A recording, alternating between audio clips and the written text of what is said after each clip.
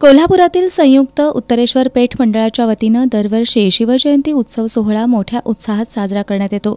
याही वर्षी संयुक्त उत्तरेश्वर पेठच्या वतीनं शिवजयंतीनिमित्त 4 दिवस विविध कार्यक्रमांचं आयोजन करण्यात आलंय। रविवारी सायंकाळी छत्रपती शिवाजी महाराजांच्या मूर्तीचा प्रतिष्ठापन सोहळा संपन्न झाला। माजी आमदार श्रीमंत मालोजीराजे छत्रपती आणि ठाकरे गटाचे शिवसेना शहर प्रमुख रविकिरण इंगवले यांच्यासह मान्यवरांच्या उपस्थितीत छत्रपती शिवाजी महाराजांच्या मूर्तीची प्रतिष्ठापना करण्यात आली। सोहळ्याला उत्सव कमिटीचे अध्यक्ष किशोर माने, उपाध्यक्ष शेखर केने, जलराम कदम, रमाकांत आयरेकर, रोहित साळुंखे, सुरेश कदम, विराज चिखलीकर, शिवतेज सावंत, अमित बाबर, योगेश सुतार यांच्यासह उत्तरेश्वर पेठेतील विविध तालीम संस्था, तरुण मंडळांचे कार्यकर्ते उपस्थित होते।